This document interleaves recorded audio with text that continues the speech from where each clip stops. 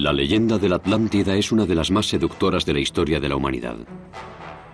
Relata una vieja utopía perdida y durante siglos ha cautivado y atraído a pensadores y exploradores, aunque el continente nunca se ha encontrado.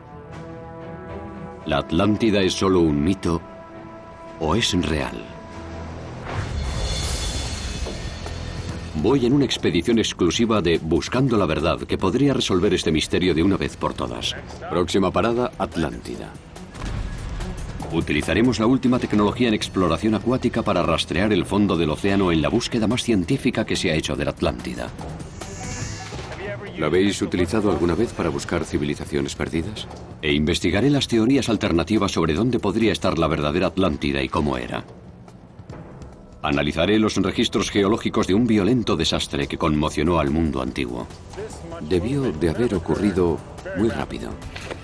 Me sumergiré hasta una misteriosa ruina sumergida que nunca antes se había grabado. E iré hasta alta mar, al filo de una zona en guerra. Pero que... Los militares podrían interesarse por saber qué hacemos aquí. Estamos desenterrando la verdad y vamos a llegar hasta el final para conseguirlo. No se lo digas a nadie, puede que la hayamos encontrado.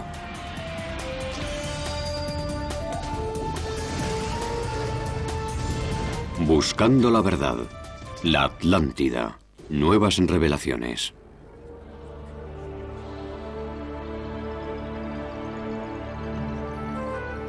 Durante miles de años se ha hablado de la Atlántida, la historia de una antigua civilización destruida por una inundación catastrófica. Y durante miles de años, la ubicación de este mundo perdido ha sido un misterio que podría dejar de serlo.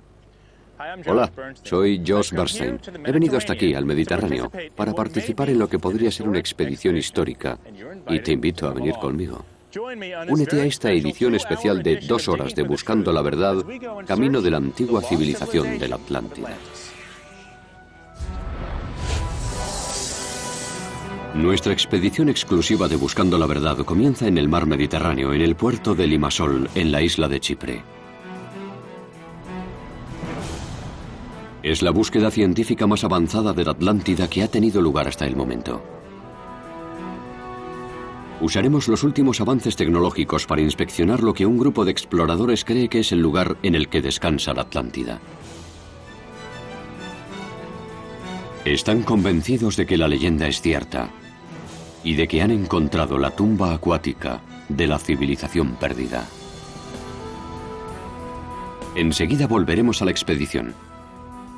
Pero hay otras teorías acerca de lo que se esconde de verdad en esta historia, y he estado investigando algunas en esta cruzada para encontrar la verdadera Atlántida.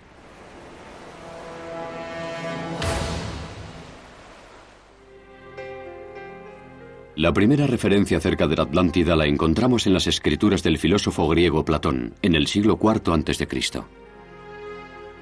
Hablaba de una gran civilización que había existido 9000 años antes.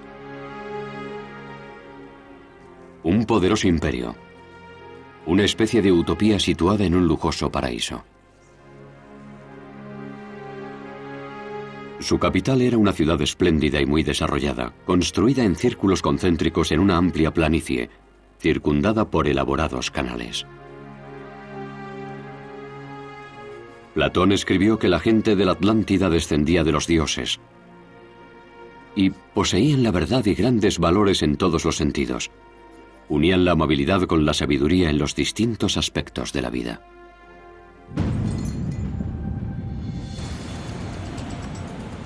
Pero, según Platón, los habitantes de la Atlántida se enorgullecieron demasiado de sus logros y su arrogancia ofendió a los dioses.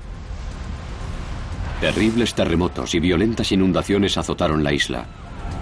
Y en solo un día y una noche, la Atlántida desapareció para siempre. Perdida en las profundidades del mar. Nadie prestó mucha atención a la historia de la Atlántida los siguientes 2300 años. Hasta que en los años 30, un médium americano llamado Edgar Cayce resucitó la historia en el imaginario popular. La primera vez que oí hablar de Cayce fue en el año 2004 en Egipto, a John Van Oken, de la Asociación para la Investigación y Aclaración. John cree que los habitantes de la Atlántida construyeron las pirámides de Egipto. Ha seguido a Casey y buscado la Atlántida durante 20 años.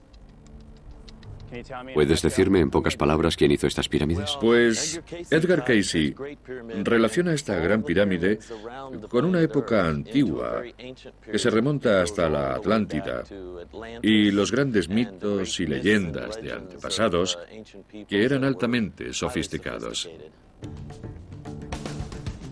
Casey dice que las pirámides y la Esfinge fueron construidos por refugiados de la Atlántida una vez destruida.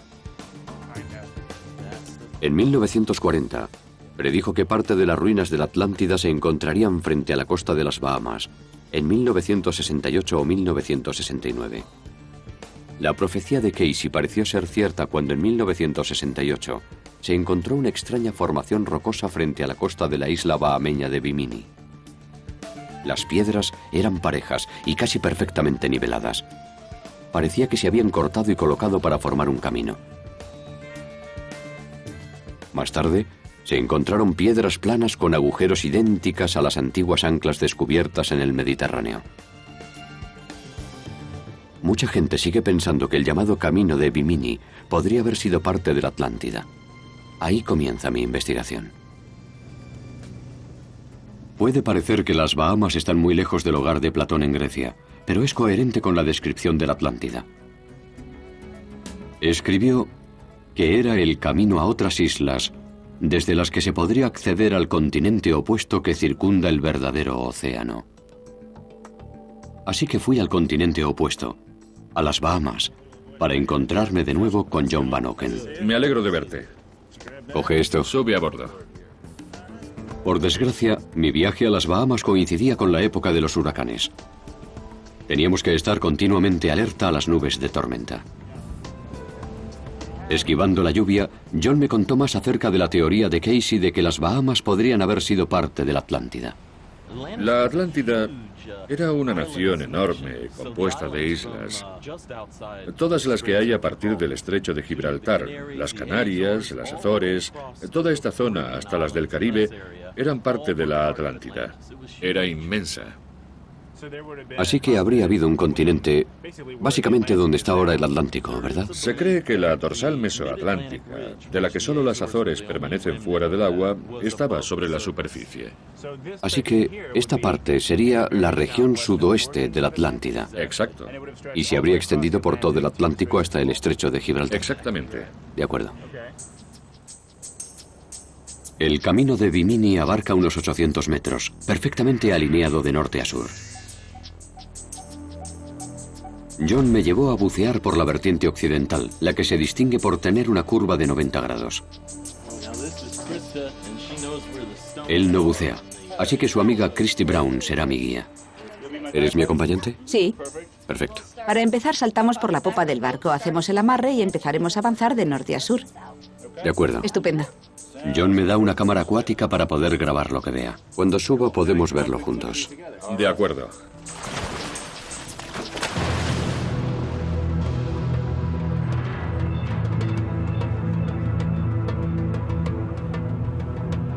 El camino Bimini parece notablemente una estructura construida por el hombre.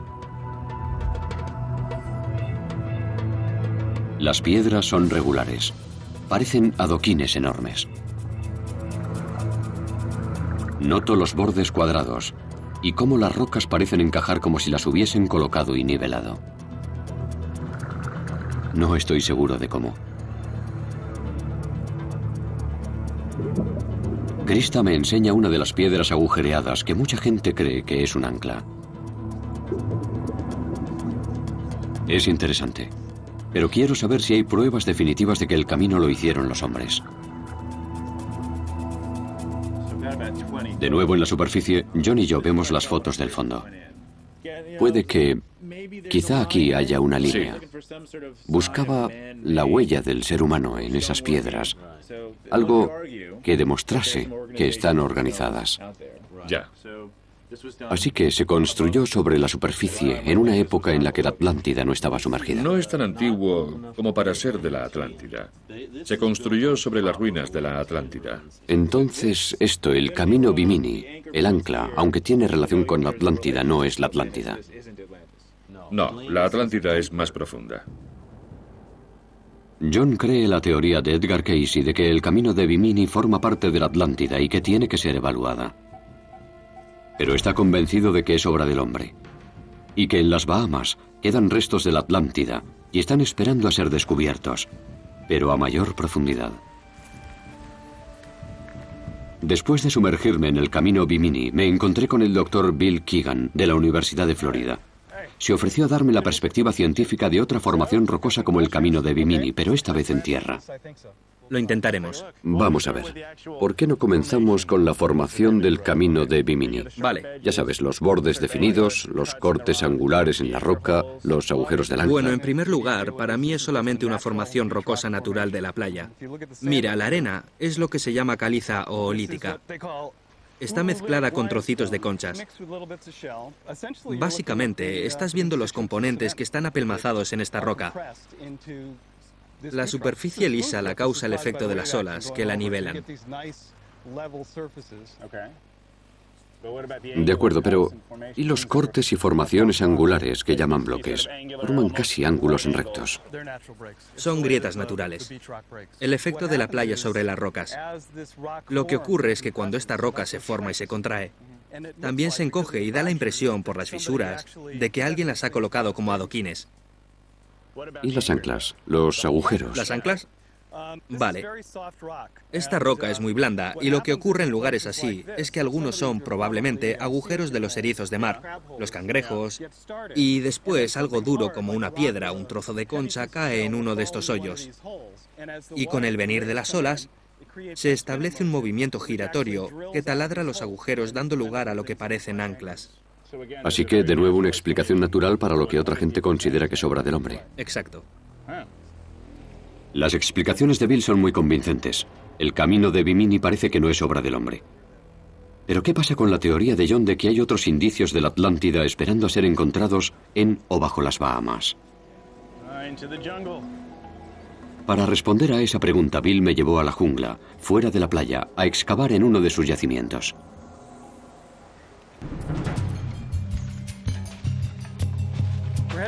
Nos dirigimos a un emplazamiento araucano, de los nativos que vivían aquí en la época en que llegó Colón. Hasta ahora, la investigación de Bill demuestra que los araucanos fueron los primeros habitantes de las Bahamas.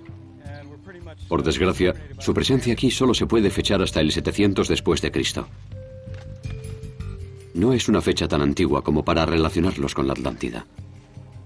Dime dónde y cavaré. De acuerdo, pues... Pero Bill cree que si cavamos aquí, conoceremos cosas nuevas sobre la Atlántida.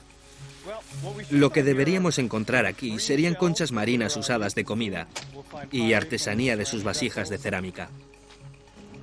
Pero no hemos venido solo a desenterrar artefactos araucanos. Realmente estamos buscando rocas. Según Bill, si determinamos la edad de las rocas usadas por los araucanos mediante el método del carbono 14, tendremos una pista vital, la edad de las islas de las Bahamas.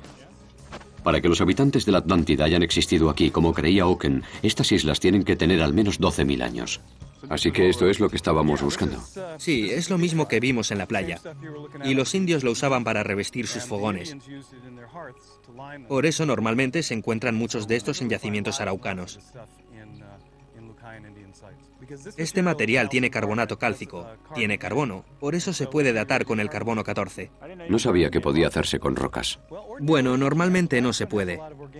Pero la piedra caliza tiene muchos componentes orgánicos. Hay trocitos de concha, productos derivados de las algas, y en general hay suficiente carbono como para poder ser datado. Vale, pues vamos a guardarlas, etiquetarlas y llevarlas al laboratorio. De acuerdo. A continuación, haremos una visita al laboratorio para hacer la prueba del carbono 14 y determinar si en las Bahamas pueden encontrarse restos de la Atlántida. Después me dirigiré al Mediterráneo para nuestra expedición exclusiva bajo tierra. Estoy investigando la legendaria historia de la Atlántida.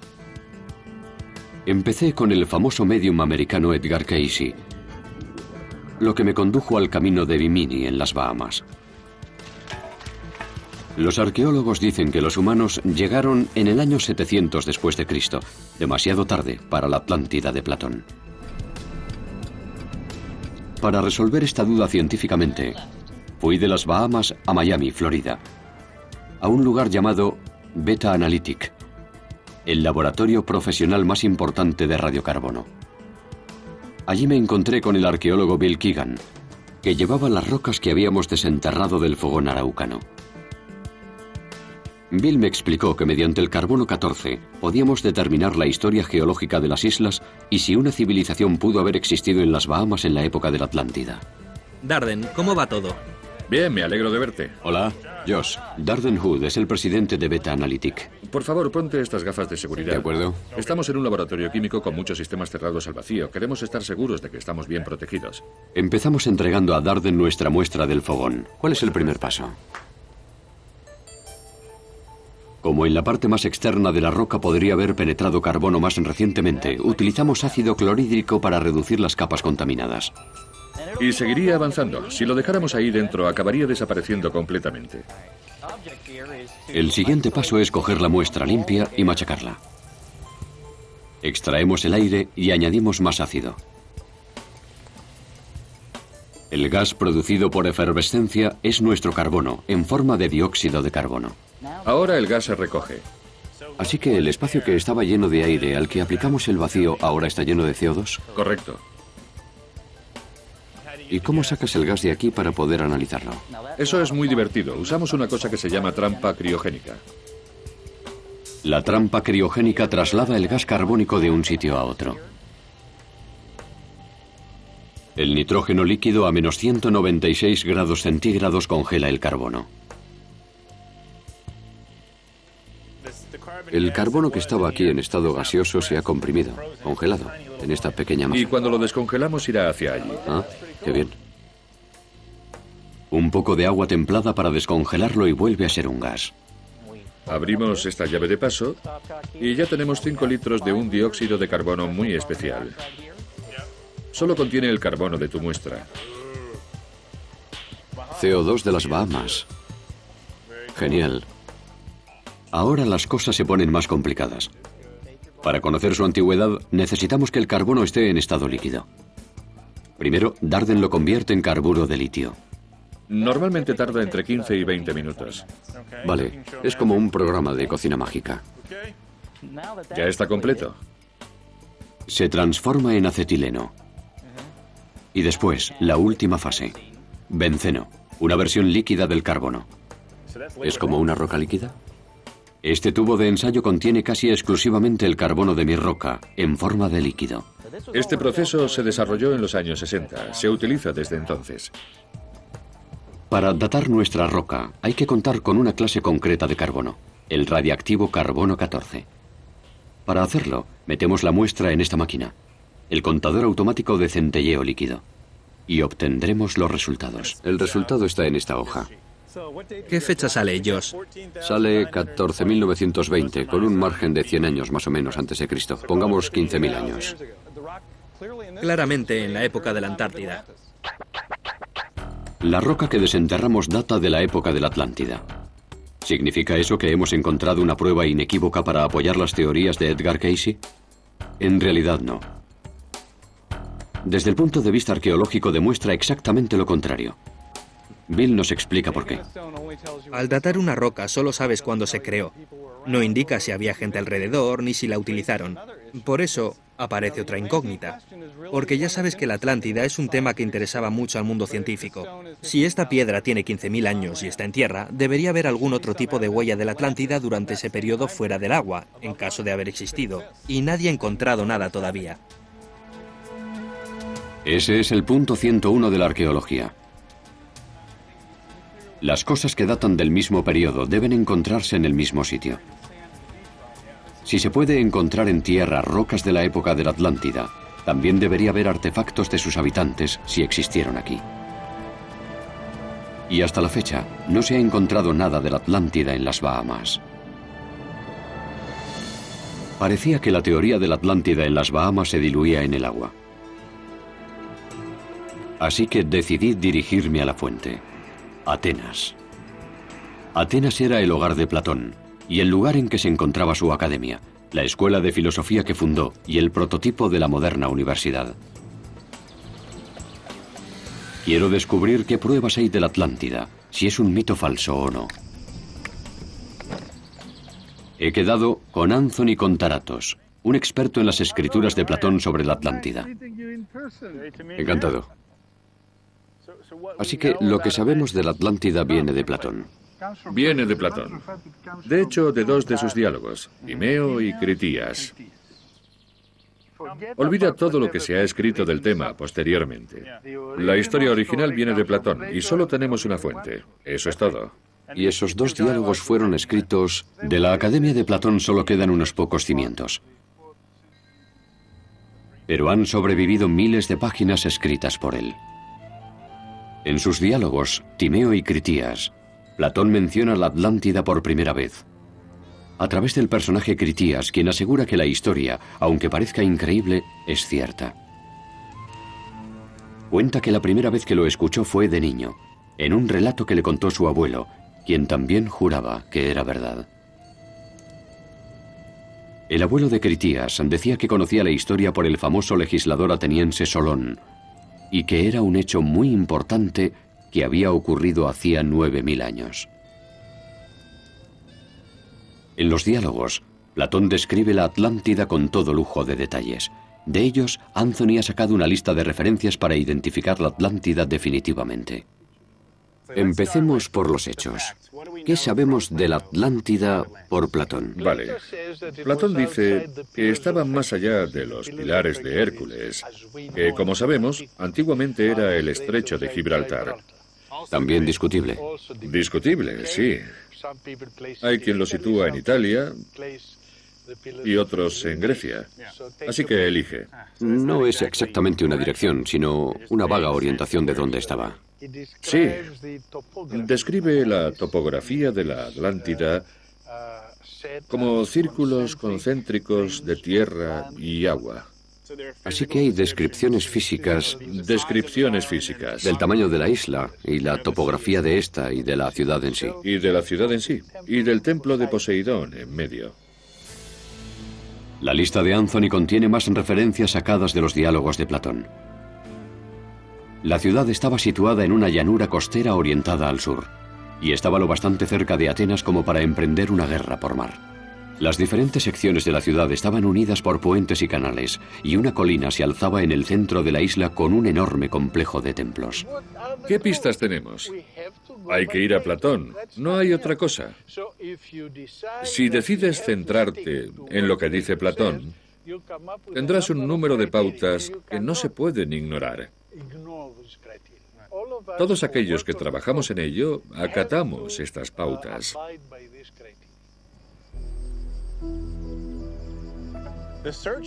La búsqueda de la Atlántida continúa hoy. Y es que, aunque las pistas que da Platón son finitas, las interpretaciones que se han hecho son infinitas. Conozco a alguien que las ha interpretado de tal forma que cree haber encontrado el continente perdido. Y definitivamente merece la pena escucharle. Nuestra expedición exclusiva de Buscando la Verdad comienza aquí, en la isla de Chipre, en el Mediterráneo Oriental. Muy bien, arriba. Estamos en el puerto de Limassol, en la costa sur de la isla, en el muelle del EDT, remolque y salvamento. Cada expedición a las profundidades marinas requiere un barco, y este es el nuestro, el Argonauta EDT, que normalmente es un buque de salvamento, aunque lo estamos acondicionando para una expedición concreta, encontrar la Atlántida. Como en cualquier otra expedición, el primer paso es poner a punto el mecanismo. ¿Crees que podrá bajar? Es mucho trabajo. Docenas de tripulantes corren por el barco preparando la partida. Y toda esta actividad está supervisada por el jefe de la expedición, Robert Sarmast. Hola, Robert. Hola, Josh. ¿Cómo estás? Me alegro de verte. Es un momento emocionante. Muy emocionante. Esta parte del equipo es crítica para nuestra expedición. Totalmente. Hay unos 6 kilómetros de cable. Vamos a explorar el fondo del océano 1,5 kilómetros por debajo de la superficie con el mejor equipo disponible, gran parte del cual se ha traído especialmente para esta misión. ¿Dónde se consigue una máquina así? No existe en el Mediterráneo Oriental, así que la hemos tenido que traer de Escocia. Es un equipo muy especial, solo hay unos cuantos en todo el mundo y va a funcionar. ¿Va a funcionar? Funcionará. De acuerdo, vamos a subirlo. Vamos, chicos, subidlo y ponedlo en el barco. A continuación, los preparativos finales para salir a alta mar en lo que promete ser un viaje histórico. Es estupendo. Y Robert me contará toda la historia de por qué está convencido de que ha encontrado la legendaria Atlántida.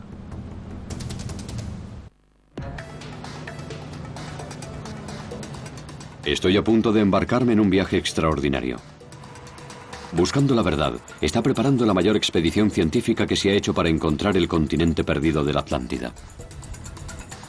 El jefe de la expedición, Robert Sarmast, ha estado trabajando durante 15 años en esto.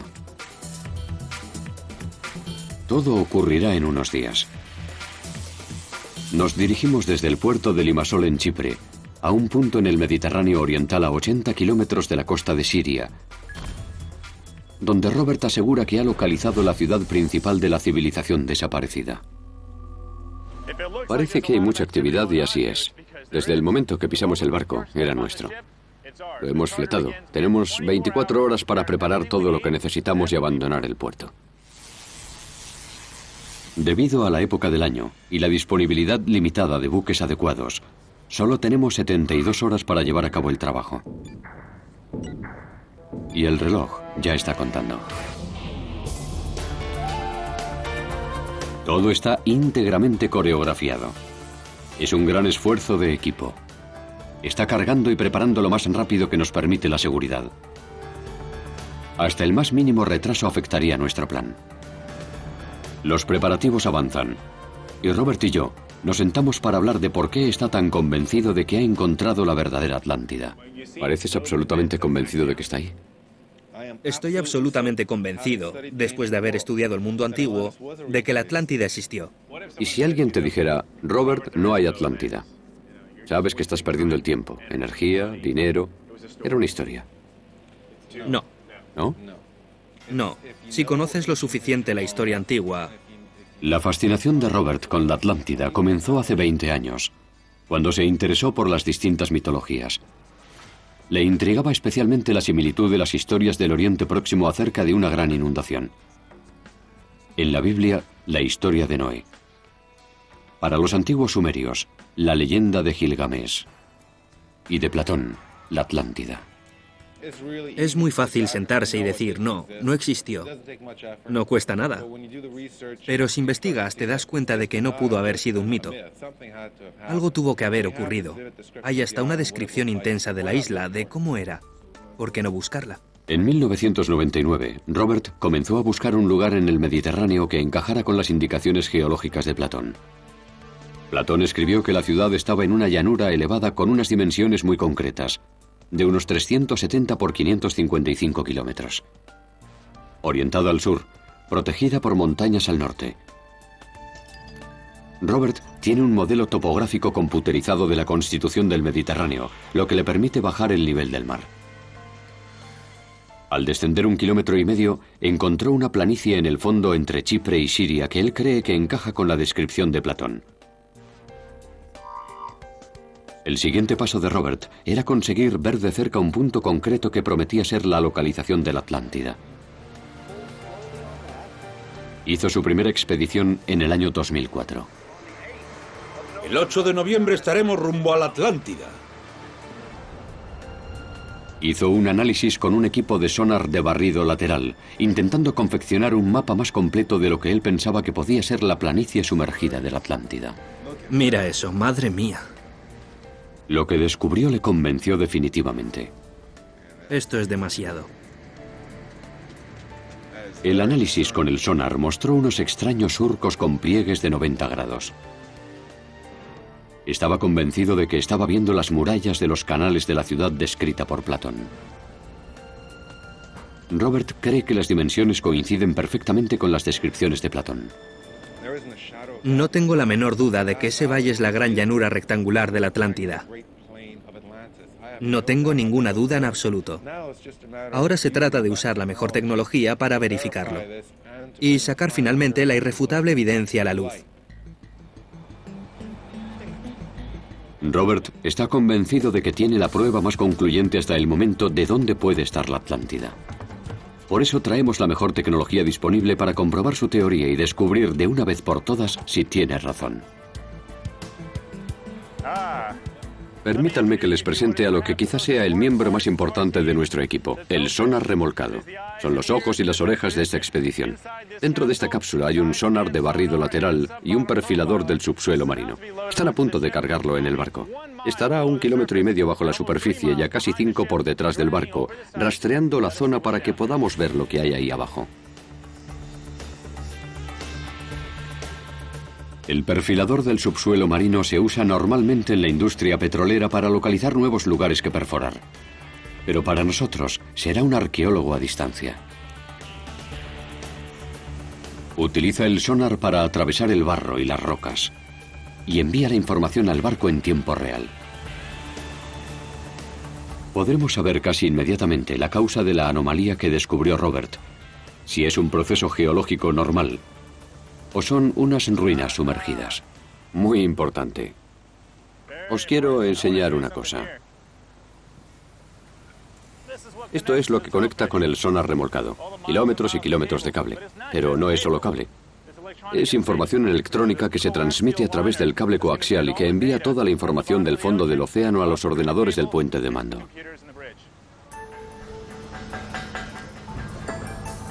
Con los preparativos casi terminados, decido dar una vuelta por la que será nuestra casa durante las próximas 48 horas y conocer a nuestro capitán. ¿Capitán? Hola, Josh. Adelante. Bienvenido al puente de mando. El capitán Robert S. Bates, Capitán Bob, es nuestro especialista náutico y marítimo. Forma parte del equipo de Robert Sarmast desde hace 5 años. Esto, por supuesto, es el puerto de Limassol. Será la responsabilidad del capitán asegurarse de que el barco dirige el sonar remolcado por el rumbo correcto. Con un tiempo tan limitado, no podemos permitirnos ningún error. Después de estudiar todo lo necesario para ser un maestro del mar, ¿alguna vez te habías imaginado buscando la Atlántida? No lo habría pensado ni en 1.000.000 de años. ¿Has asimilado ya que esto es una cruzada en busca de algo que podría ser histórico? Esto es muy emocionante para mí. No podría... Es como el broche de oro de mi carrera, la experiencia culmen después de 50 años trabajando en el mar. Ahora sé para lo que me he estado preparando estos últimos 50 años. Bueno, no nos hagamos ilusiones. Aún no sabemos lo que vamos a encontrar. Ya lo sé, ya lo sé. Al fin, después de 24 horas frenéticas, el buque está listo. Qué felicidad la de poder iniciar oficialmente la expedición Atlántida 2006. Robert Sarmast ha investigado durante años lo que descubrirá en los próximos 2 días. ¿Qué se siente con las banderas al viento después de planearlo durante tanto tiempo? Es maravilloso. Sí, no te lo puedes ni imaginar. ¿Cuánto tiempo llevas esperando este momento? Unos 15 años. 15 años. A continuación, nuestra expedición en busca de la Atlántida se dirige hacia el mar. Pero primero una teoría alternativa me conduce al centro de un volcán. No erupcionará cuando estemos dentro.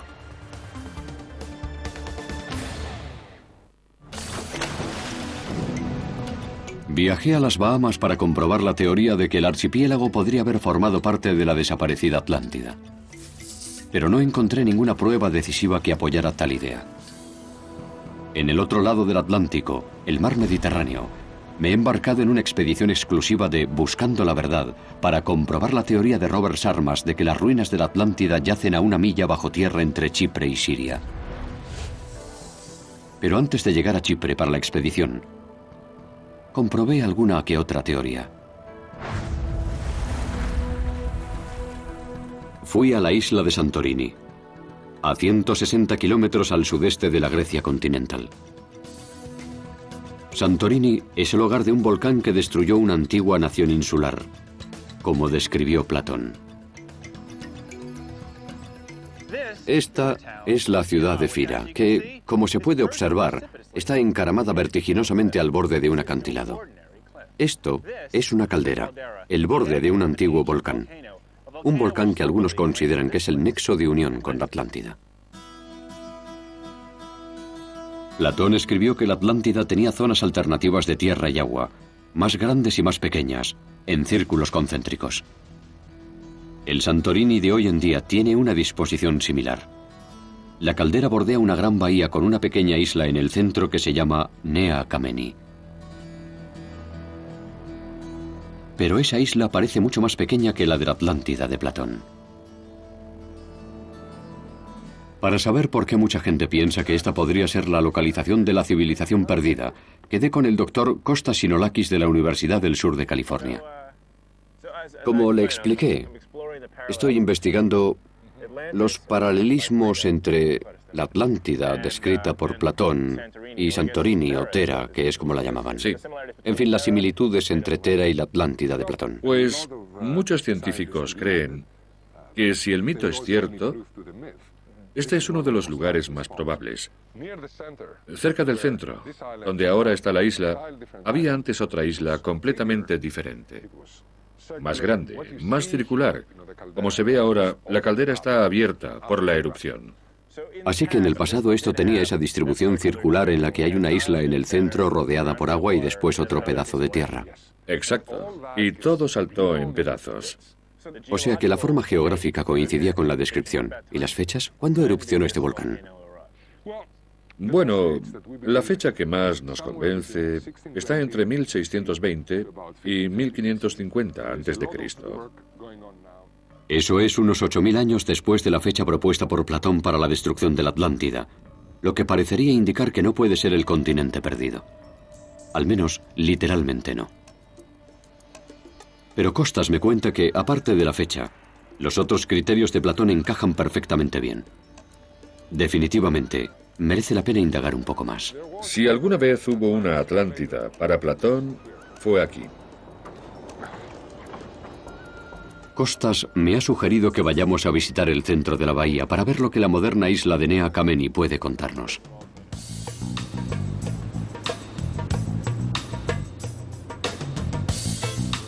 Nea Kameni significa tierra que ardió recientemente, debido a la actividad volcánica de la que se formó. De camino bordeamos las faldas escarpadas de la caldera. Platón escribió que los colores de la Atlántida eran el rojo, el negro y el blanco. Esos colores se repiten continuamente por aquí. Kostas me dijo que son los colores típicos de la roca volcánica.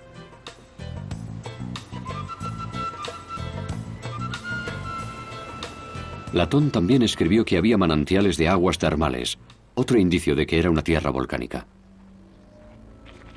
Nea Kameni es una isla muy joven. Apareció en la superficie hace solo 300 años. Nos dirigimos directamente al centro del cráter. Mira hacia allí. Hay dos respiraderos de azufre, en la izquierda y en la derecha. Y mira lo que sale, humo. ¿Es un volcán activo? De hecho, es un volcán muy activo. Y en el otro lado... ¿No explotará mientras estamos en él? No, hoy no. Vale. Nea Kameni todavía se está formando. Y finalmente se destruirá en una erupción, repitiendo un proceso que ha ocurrido muchas veces los últimos millones de años. Hace 4.000 años, la isla era muy diferente a la que vemos actualmente.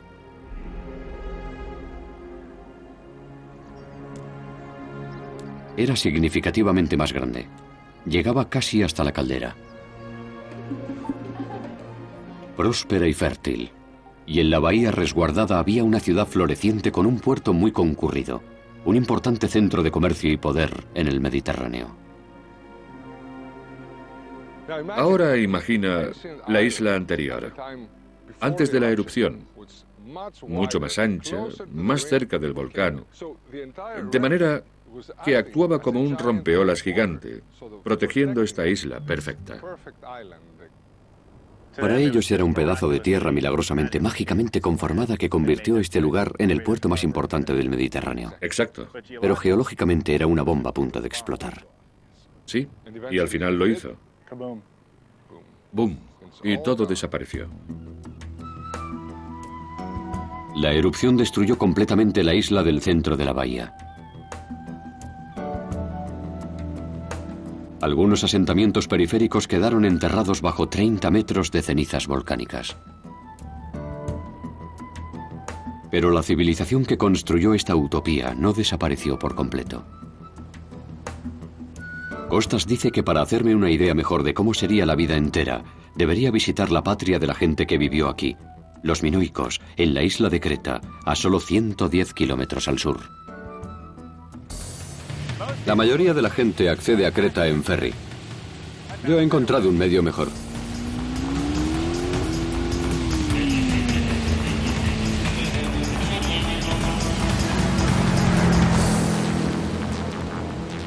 El Palacio de Knossos es la ruina mejor preservada de la civilización minoica y el mejor sitio para ver cómo habría sido la ciudad de Tera antes de la explosión.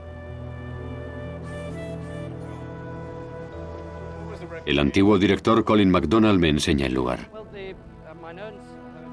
Quiero saber hasta qué punto la civilización minoica en Knossos se parece a la vida en la Atlántida que describió Platón.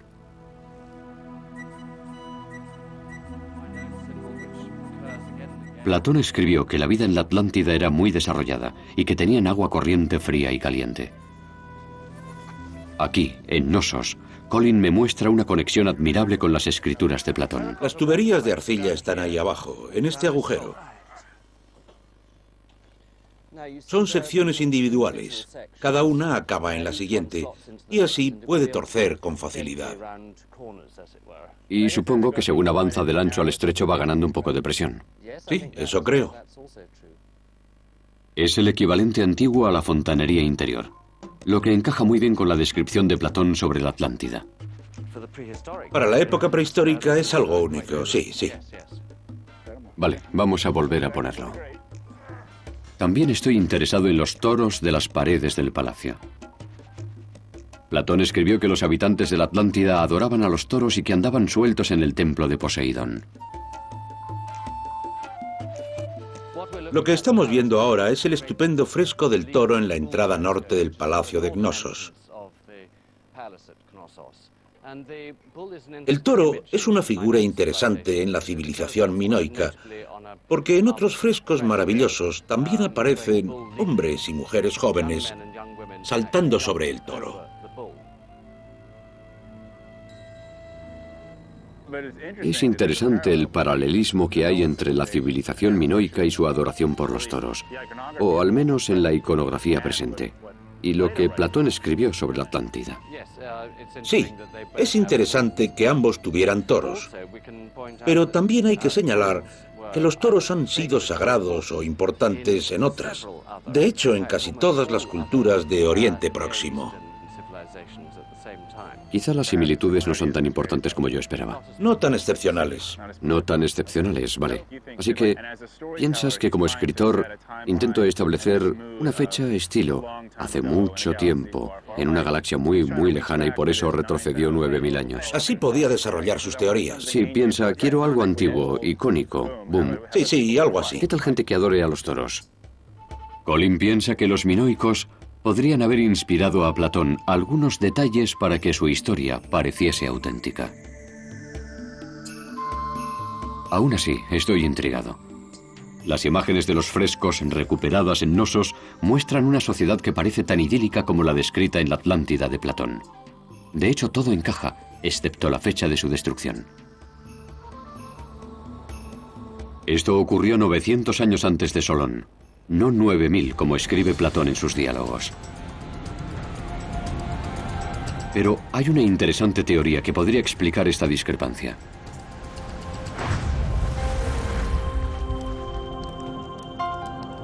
Platón escribió que la historia de la Atlántida provenía de los egipcios.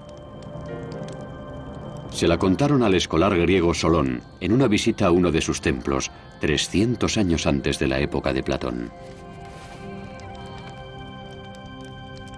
En esa época, los egipcios contaban el tiempo en meses lunares, no solo en años solares.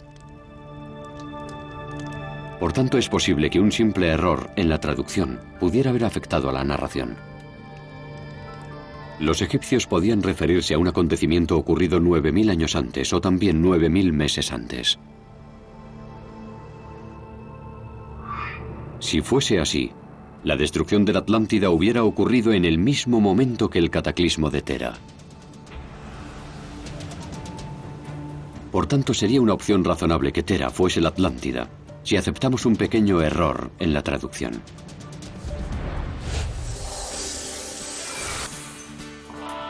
Pero Robert Sharmast no está dispuesto. El líder de nuestra expedición está convencido de que el texto de Platón es cierto literalmente. Y solo siguiendo al pie de la letra las indicaciones, localizaremos la verdadera Atlántida. En Limassol, Chipre, han terminado los preparativos del argonauta EDT. Quitamos los amarres y desatracamos. Estas son las olas que caracterizan el puerto. Una vez que las pasemos, mar abierto. Próxima parada, Atlántida. A continuación, introducimos el sonar remolcado en el agua. ¿Pero qué? Y tenemos una visita inesperada, al borde de una zona en guerra.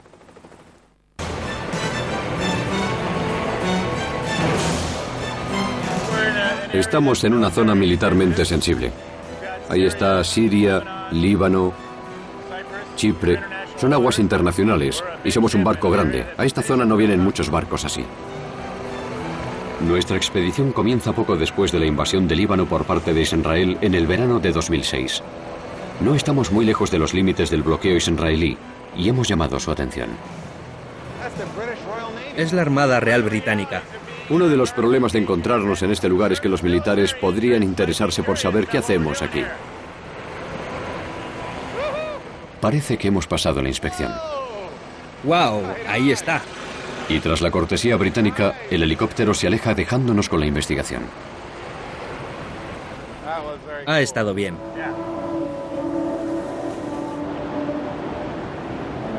Todavía falta un poco para llegar, así que hago una visita al consejero técnico de Robert en la sala de control. El geólogo Patrick Lowry es el presidente del grupo Scotia con base en Houston. Pasa la mayor parte del tiempo rastreando océanos por todo el mundo en busca de petróleo, pero los últimos 7 años ha ayudado a Robert en su investigación. Robert había conseguido una serie de datos y necesitaba un mapa del fondo del Mediterráneo oriental. Con los datos iniciales no vi nada para que sugiriese que podía haber algo. Pero Robert seguía convencido de que había más de lo que parecía a simple vista. Tenía una fijación con un montículo en el centro de una planicie rectangular que identificaba como la planicie de la Atlántida. Creía que este montículo era el centro de la ciudad de la Atlántida, la colina de la Acrópolis, donde en su momento se erigía el templo de Poseidón. Patrick no vio nada especial en el montículo.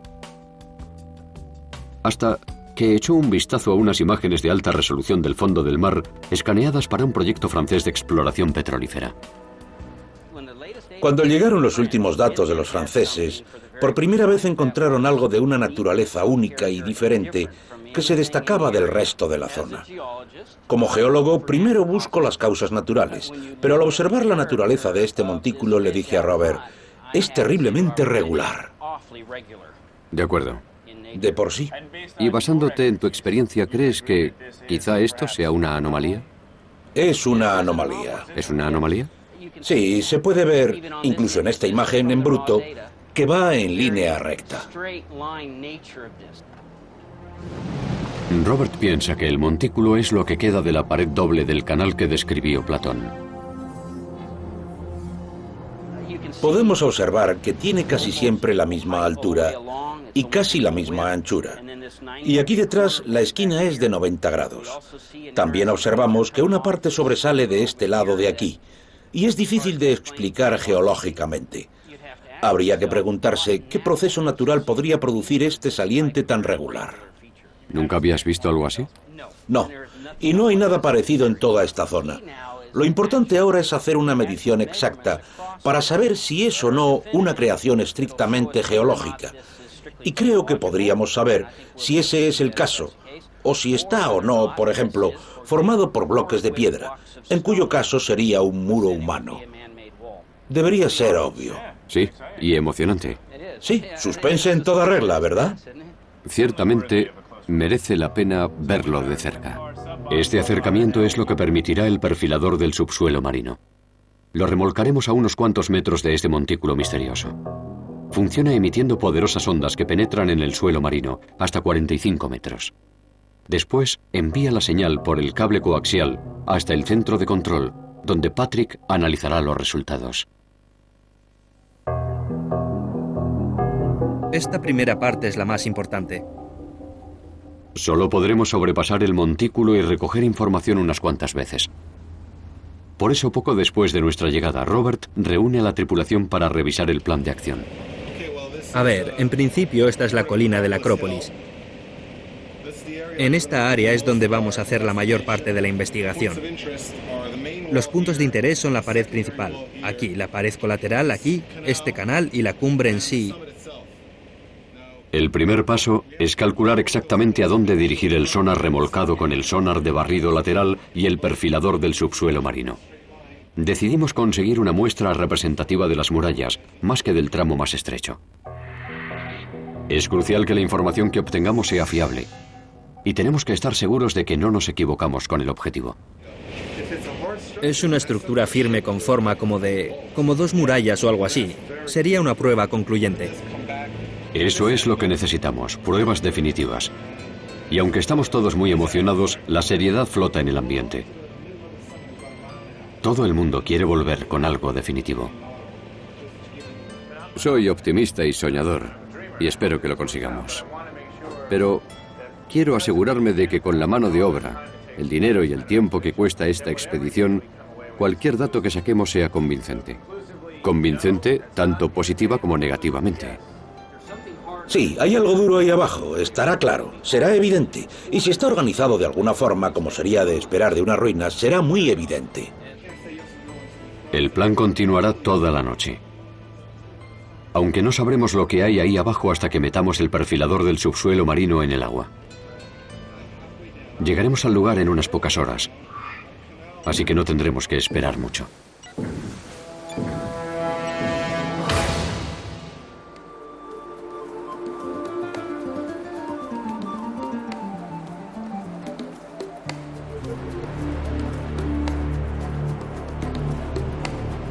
Buenos días. Aunque no lo parezca por la oscuridad, son las 5:15 de la mañana y nos acercamos al área de destino.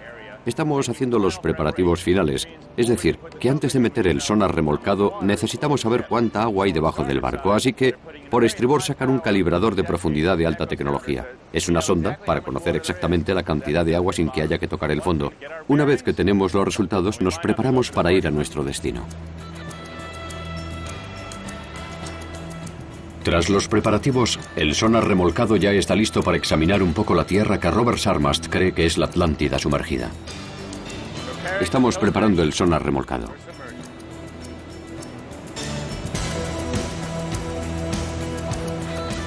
¿Cómo te sientes? Genial. ¿Sí? Ha llegado la hora.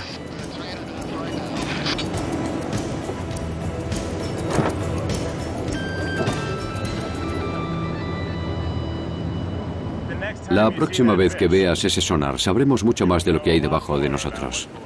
Es cierto.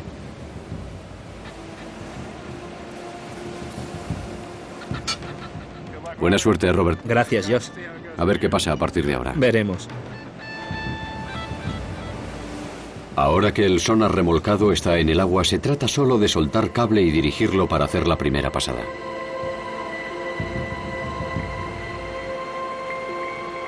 Pero casi inmediatamente, algo sale mal. ¿Qué pasa aquí? ¿Lo volvemos a traer? Creo que no tenemos señal. ¿Callum? Hemos soltado 1100 metros de cable y se ha parado. Así que ha bajado 1100 metros e inexplicablemente ha dejado de hablar. Nuestra única opción es recoger de nuevo la bobina y ver qué ocurre. Con lo ajustados de tiempo que estamos es lo último que necesitamos. Los próximos minutos son increíblemente tensos. No tenemos ni idea de lo que ha pasado. Aquí está. Cuando el cable sale del agua, no podemos creer lo que estamos viendo. Wow, nunca antes había visto esto. ¿Ha ocurrido antes? ¿Alguna vez habías visto algo así? El cable coaxial está hecho un nudo. Está claro por qué perdimos la conexión con el sonar remolcado. Los ingenieros dicen que nunca antes habían visto nada así. Esto podría acabar con la expedición completamente. ¿Cómo demonios ha ocurrido? Cuando volvemos, intentamos retomar la expedición a contrarreloj.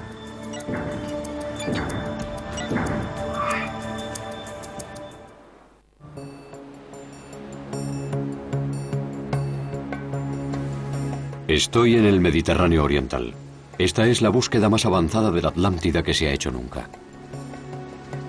Usamos el equipo de escaneo más puntero que existe para examinar una extraña anomalía a 1,5 kilómetros de profundidad que el jefe de la expedición, Robert Sarmast, considera que probará la existencia del continente perdido.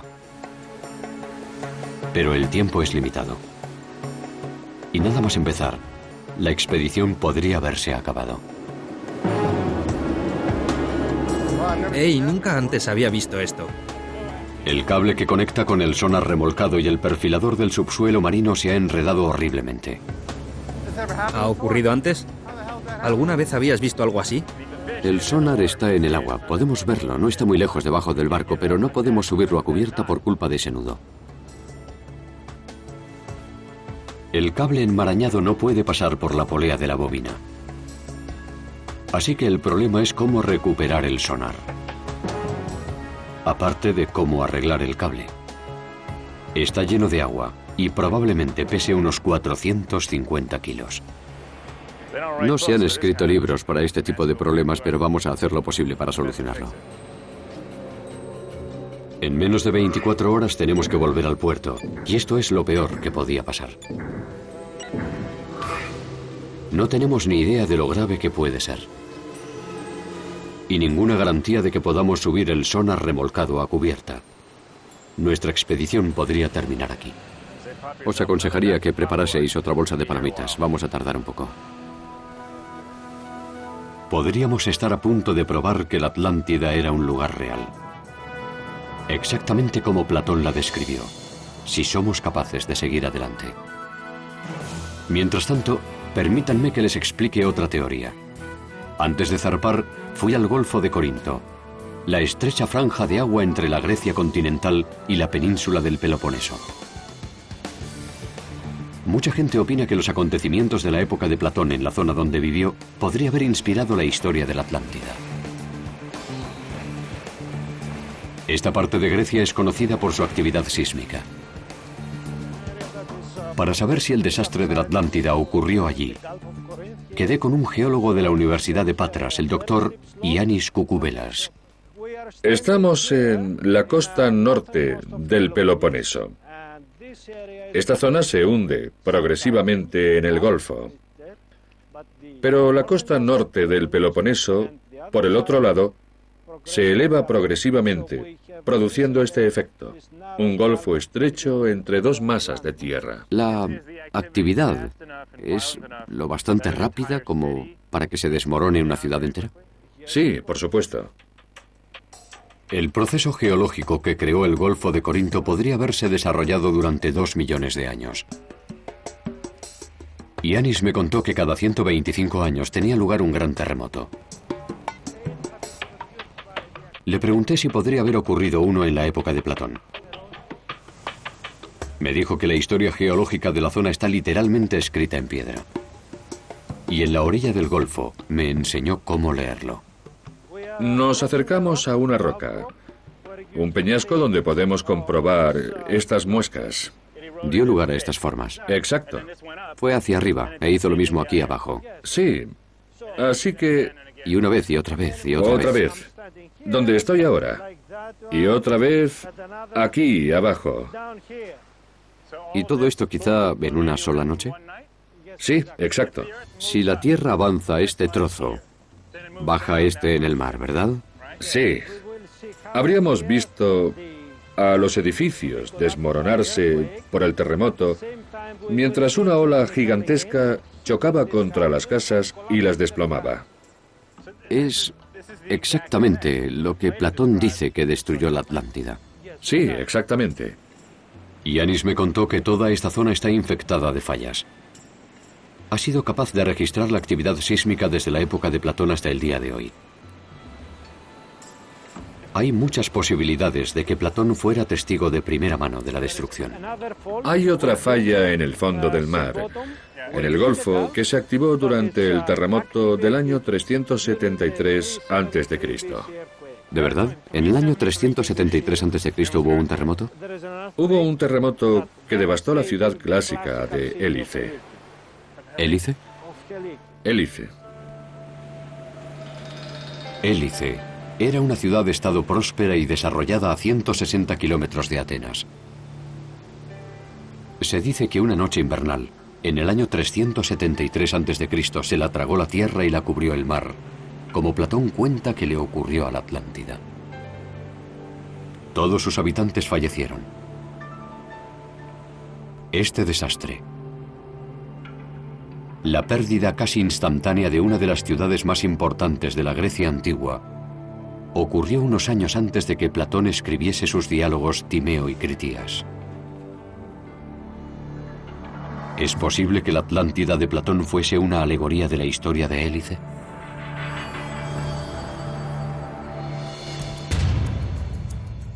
Para conocer más sobre esta posibilidad, quedé con la doctora Dora Katsonopoulou, codirectora del proyecto Élice. Este lugar es del siglo III a.C. Un descubrimiento bastante extraño. Dora me lleva a la sede de la excavación, donde almacena los artefactos que encuentra en su búsqueda de Élice. Ya estamos. Aquí es donde guardamos el material de las excavaciones, la cerámica y otros descubrimientos. Élice tenía muchas similitudes con la Atlántida. Las fuentes antiguas dicen que la deidad patrona de la ciudad también era el dios del mar, Poseidón. Se encuentra incluso impreso en una moneda de Élice encontrada en esta zona. Y es imposible que Platón no conociera el terrible desastre que había acontecido en una ciudad a solo 160 kilómetros y que, como la Atlántida, rivalizaba con Atenas. Platón, en primer lugar, vivió en la época en que tuvo lugar el terremoto. En el año 373 a.C., escribió sus diálogos Critias y Timeo, en los que describe la tragedia de la Atlántida unos 10 años después de la catástrofe de Élice. Muy pronto. La destrucción de Élice fue tan traumática que provocó una profunda impresión en los residentes de la cercana Atenas. Platón no podría haber hablado de la destrucción de ninguna ciudad sin pensar en Élice.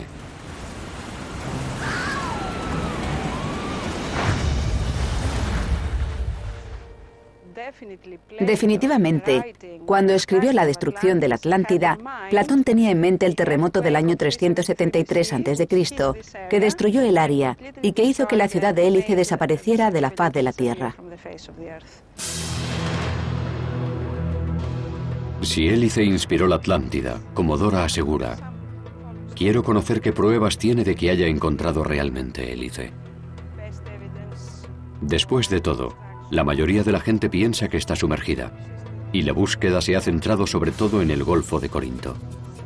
Dora releyó los textos del geógrafo griego Estrabón, quien dejó constancia de los testimonios de testigos que habían visitado la ciudad destruida.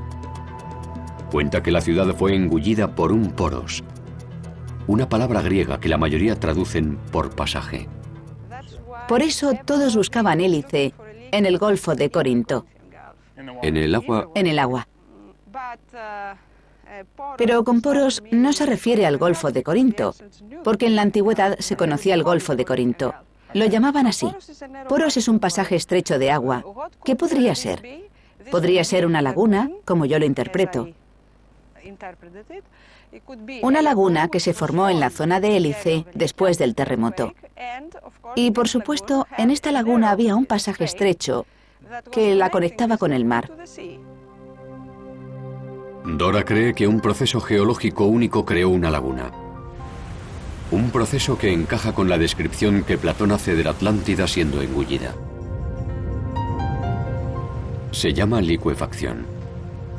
La única vez que se ha grabado este fenómeno fue durante un terremoto en Japón en 1964. La presión del suelo empuja el agua subterránea hasta la superficie, licuando la tierra como si fuesen arenas movedizas. Los edificios se desplomaban. En Hélice, una corriente de agua del Golfo de Corinto penetró en la zona que de repente era más baja. La ciudad se convirtió en un lago. Con el tiempo, el río Selinous, que todavía discurre junto a ese lugar, llenó el lago de sedimentos, transformando gradualmente la ciudad sumergida en una ciudad enterrada. Es una realidad, un descubrimiento. Lo hemos encontrado. Hélice es un campo de pruebas perfecto para la historia de la Atlántida de Platón. Demuestra que aquí desapareció realmente una ciudad debajo del agua en una sola noche a causa de terremotos y maremotos.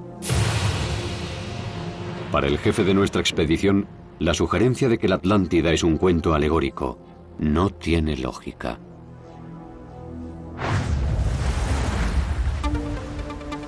A continuación volvemos al Mediterráneo oriental para intentar desenredar el nudo que ha paralizado nuestra búsqueda de la verdadera Atlántida. Estoy en el Mediterráneo oriental, entre Chipre y Siria, en una expedición exclusiva de Buscando la Verdad. ¿Alguna vez habéis buscado civilizaciones perdidas? Estamos buscando la prueba definitiva de que el continente perdido de la Atlántida ha sido finalmente encontrado, a 1,5 kilómetros bajo la superficie del mar. Hemos traído un sofisticado sonar de barrido lateral y un perfilador de subsuelo marino para examinar el fondo del mar. Y si hay suerte, descubriremos ruinas humanas. Pero nada más comenzar, nos encontramos con un obstáculo importante. Nunca antes había visto esto. El cable coaxial que remolca nuestro equipo y transmite la información se ha enredado terriblemente. Si no podemos solucionar este problema, la expedición habrá acabado antes de empezar. Lo más importante es conseguir subir el sonar remolcado a bordo. Tenemos 4 horas. Como se nos va el tiempo, uno de nuestros marineros, Axel Schouler, se ocupa personalmente del asunto. Literalmente. Con un par de gafas de soldar y una escafandra del barco, Axel ata una cuerda al sonar remolcado. Una vez fuera del agua, tiraremos nosotros. ¿Listo? Voy a intentar subir el sonar yo solo. Imposible. Probablemente hay 450 litros de agua en la cápsula. Así que vamos a hacer palanca. 6 metros y subimos.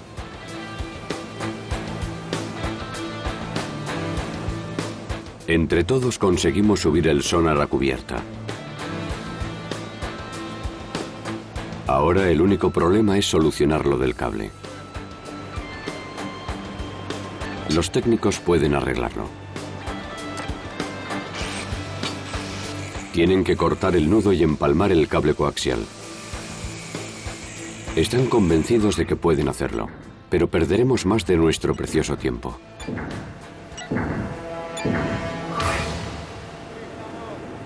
Ya estamos listos. 4 horas después, el sonar remolcado se dirige de nuevo al agua.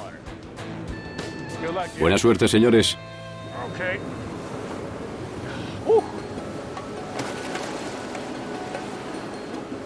Parece que va todo bien. Hemos perdido mucho tiempo. Ahora que el sonar remolcado está de nuevo en el agua, todavía tenemos que hacer que baje y encauzarlo para un nuevo pase, lo que nos llevará otras 3 horas.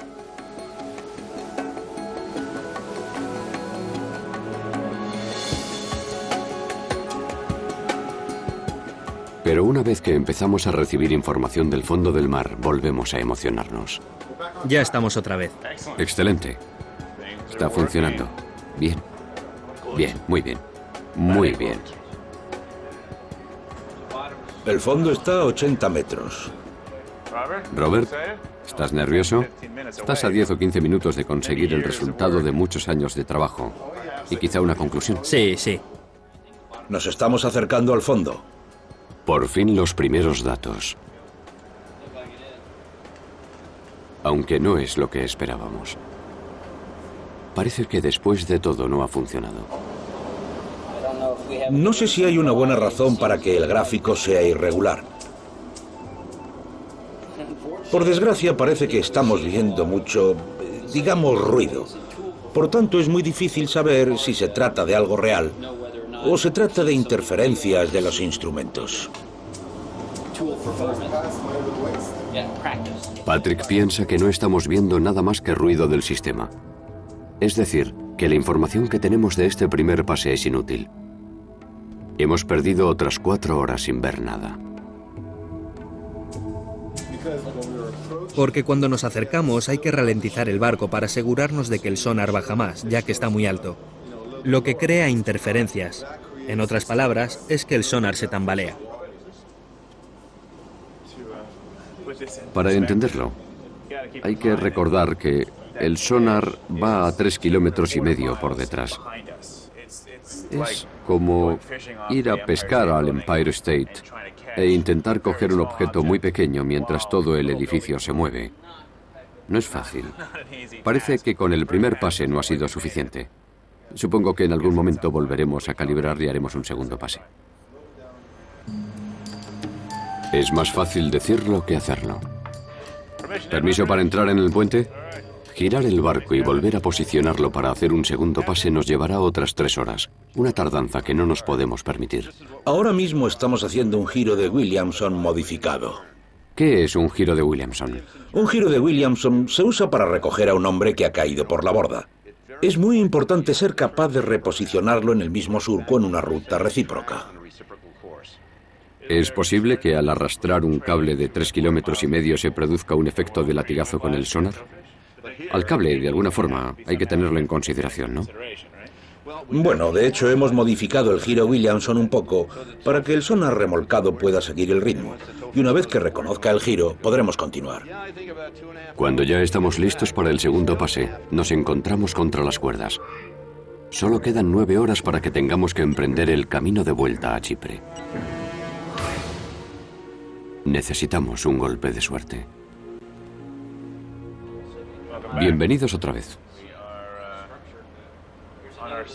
Estamos empezando el segundo acercamiento y todo funciona de maravilla. Patrick y los técnicos han arreglado los problemas técnicos que hicieron del primer pase un fracaso. Hemos recuperado la confianza y en nuestro último acercamiento todos los sistemas funcionan. Es muy emocionante. Esta vez tenemos que conseguirlo a la primera. Así podremos ver lo que hay bajo los sedimentos, de qué está hecha esa cosa. Algo en este lateral, justo aquí. Ansiosos, esperamos con ilusión la primera imagen real. Entonces Patrick ve algo prometedor en la cuesta justo antes del montículo que hemos venido a investigar. Hay una depresión con las esquinas cuadradas que parece casi escalonada por abajo. Sí, es muy cuadrada. Bueno, no nos entusiasmemos. ¿Ves gente saludando? Tengo que controlarte, Patrick. Hay que decir que los cuadrados son formas muy inusuales en el fondo de un océano. Sí, pero también, ya sabes, he aprendido con el tiempo a tener mucho cuidado. Y esta gente te lo puede decir. Hay que tener cuidado porque hay muchas cosas que parecen algo especial desde arriba y cuando lo convertimos a 3D, es algo completamente diferente.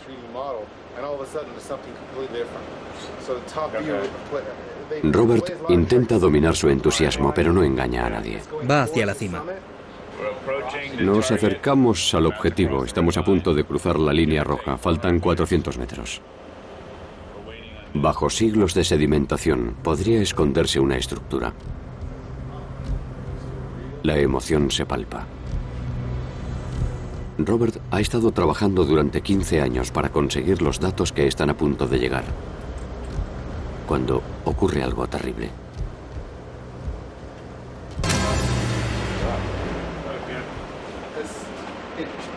El ordenador se ha apagado, solo, en el momento cumbre. Alguien va por ti. ¿Quién lo ha desenchufado? A continuación, el tiempo sigue pasando mientras intentamos recuperar los ordenadores. Teníamos una oportunidad. para continuar con la expedición y descubrir de una vez por todas si hemos encontrado la civilización perdida de la Atlántida. He pasado los últimos 3 días en una expedición buscando pruebas de que la legendaria Atlántida era un lugar real y de que el americano Robert Sarmast la había encontrado. No tengo ninguna duda de que hemos encontrado la isla de la Atlántida y la zona en la que estaban sus ciudades. Partimos desde la costa sur de Chipre hasta un lugar a 80 kilómetros de la costa de Siria. Encontramos una prueba en potencia cuando de repente, justo al alcanzar la zona específica, ocurre lo menos pensado. Los ordenadores se caen. Estamos, en fin, aguantando la respiración, esperando a que aparezca algo en la pantalla. La tecnología ha caído y se está reiniciando. El momento no podía ser peor. Hay un vacío de información exactamente en el sitio concreto que queríamos ver y por el que hemos invertido toda nuestra energía y nuestro dinero. Tenemos que volver a ver si hay algo más. Es casi como si hubiese alguien o algo que no quisiera que supiésemos lo que se esconde debajo del sedimento.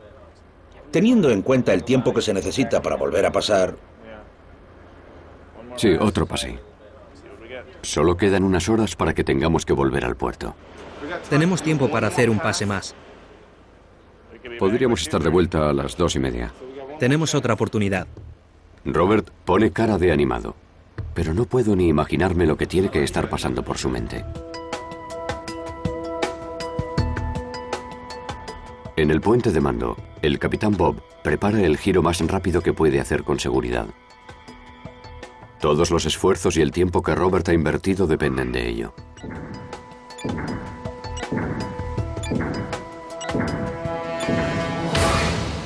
Son las 2 de la madrugada. Todo el mundo está agotado, pero estamos de nuevo posicionados y listos para hacer el último pase. El capitán solo tarda 3 horas en girar.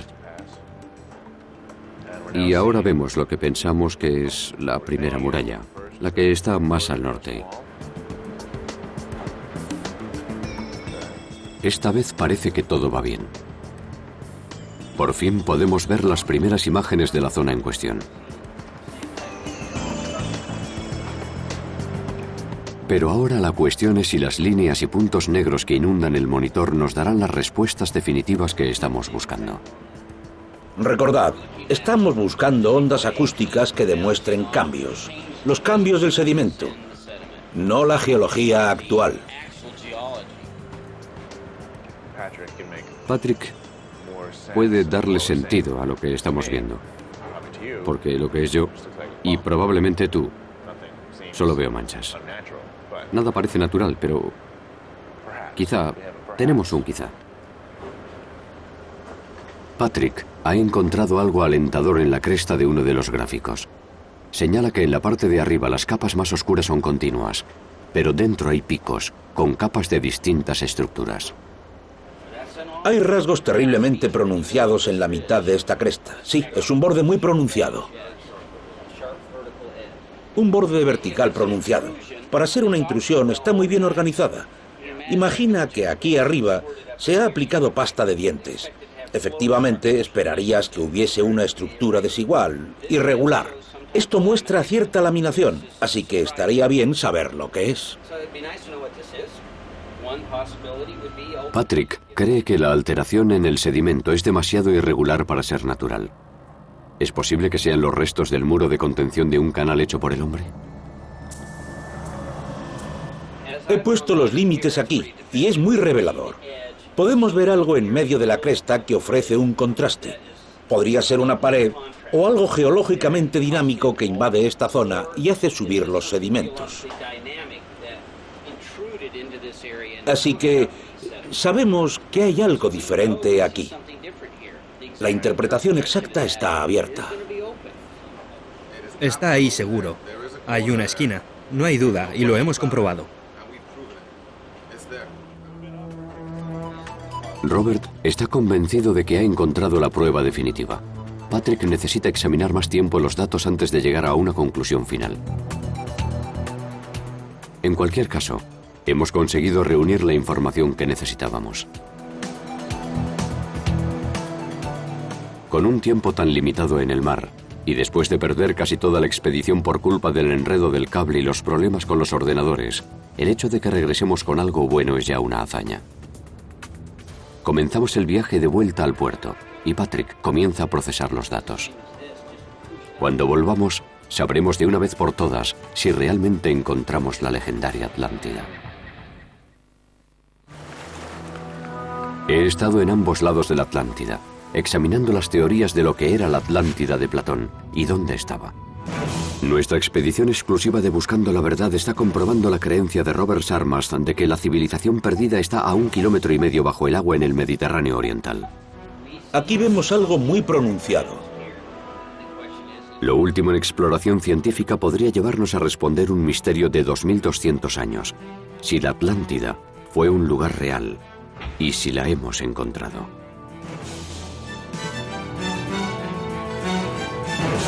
A las 8 de la tarde, volviendo al puerto de Limassol, Chipre, Patrick vuelve con las noticias que todos estábamos esperando.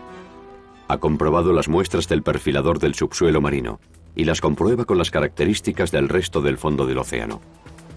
Tras analizar cuidadosamente los datos, vuelve con una conclusión.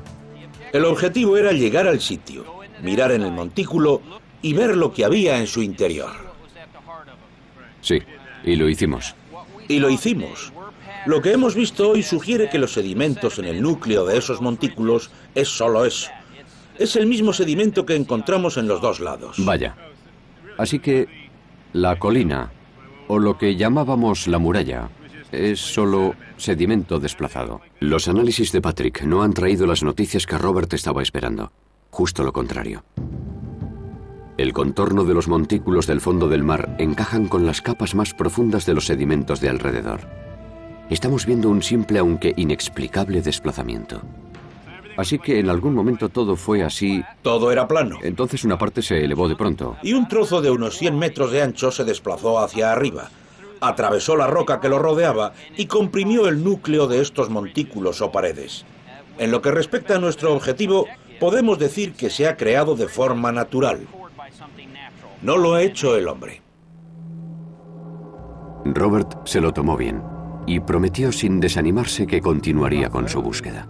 Porque igual que tú, quería conseguir una prueba irrefutable, aunque de ninguna manera esto acaba con la teoría general de que la isla en sí estuvo aquí, y seguiremos adelante. Nuestra expedición no terminó con los resultados que él deseaba. Pero así es la ciencia. Se trata de verdad, no de sueños, pero también de ansia de conocimiento. Y estoy seguro de que Robert seguirá adelante. En cuanto a mí, mi búsqueda tampoco ha finalizado. Tengo otra teoría que comprobar. Sorprendentemente, durante la realización de este programa, nuestros productores se toparon con un descubrimiento increíble que podría señalar una nueva posibilidad. Así que volví a Grecia, a un pequeño pueblecito cuyo nombre prometí mantener en secreto. Quedé con el farmacéutico del pueblo. Hace 20 años, haciendo pesca submarina, encontró una enorme cantidad de tejas antiguas en el fondo del mar que pensó que serían las ruinas de una antigua ciudad. Para evitar los saqueadores, lo mantuvo en secreto hasta ahora. Su nombre es Gianni Raptis. Me habló del día que vio por primera vez las ruinas, hace 20 años. Cuando buscas peces, no miras alrededor. A ningún lado, solo ves los peces. Vi un pez entrando en una cueva. En la cueva. Entré en la cueva con mi lámpara y miré alrededor y vi... ¿Viste tejas? Sí, vi unas tejas. Así que durante 20 años, hace 20 años encontraste estas tejas y no has dicho nada. No se lo diré a nadie. Sí, ya lo sé. Y nadie lo ha descubierto, ni ha excavado, ni explorado por aquí, excepto tú, sin llamar la atención los últimos 20 años. Sí. Y cuando buceas por ahí, ¿te sientes especial? Es muy especial. Único en la vida. No se ven esas tejas en los museos, solo en el mar cuando buceo. Por eso, creo que hay algo especial aquí. Creo que es la Atlántida. ¿Crees que es la Atlántida? Sí. ¿La Atlántida de la que hablaba Platón? Dime por qué no. ¿Por qué no? No se lo digas a nadie. Puede que la hayamos encontrado. Pienso que me está tomando el pelo, pero aún así es bastante enigmático. Solo Yanis sabe dónde está. Nunca lo ha visitado ningún arqueólogo. Así que seremos los primeros extraños que veamos lo que hay ahí abajo. Pero tuvimos que prometerle no desvelar el lugar exacto. La mañana siguiente quedé con Yanis. Será un buen día.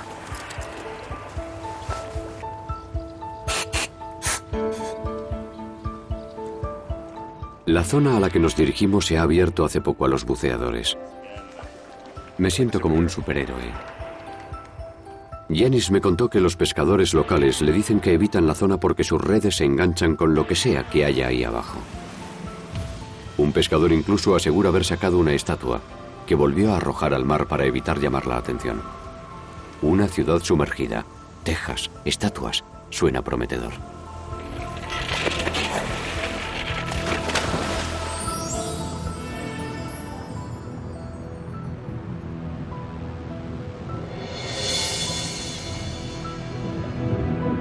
A 15 metros bajo el agua tibia, empezamos a ver las tejas. Mantened los ojos bien abiertos. Mirad, ahí hay una. Hay tejas por todas partes. Yanis dice que se pueden encontrar esparcidas por toda la zona elevada, como si fuese un edificio que estuviera en lo alto de una colina.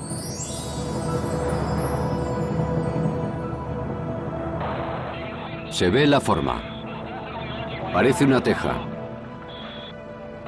Definitivamente parece una teja. No podría ser otra cosa. Solo tejas árabes. Y hay una aquí, otra allí. Yanis me cuenta que muchas de ellas están ennegrecidas, como si se hubiesen quemado en un incendio.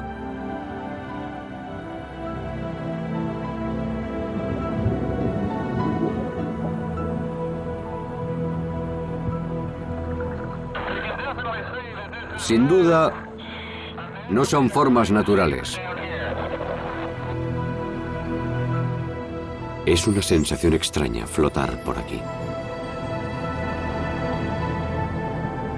Muchas de las rocas parecen sospechosamente formas arquitectónicas, como escalones.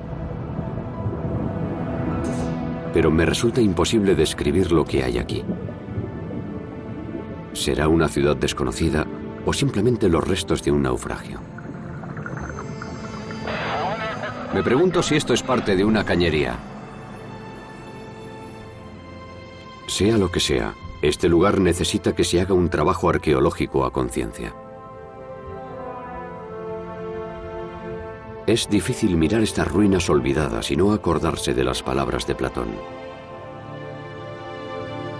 En un solo día y una noche de desgracia, todos tus guerreros, como una sola persona, se hundieron en la tierra, y la isla de la Atlántida de manera similar desapareció en las profundidades del mar.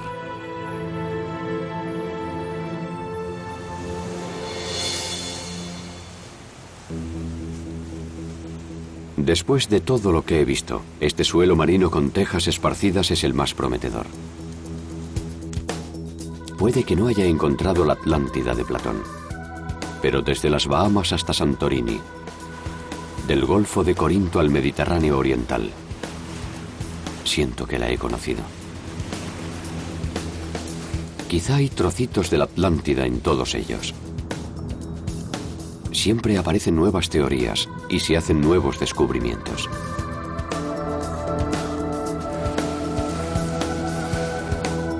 Es esa promesa de que el mar nos la enseñará algún día lo que nos hace seguir buscando la Atlántida.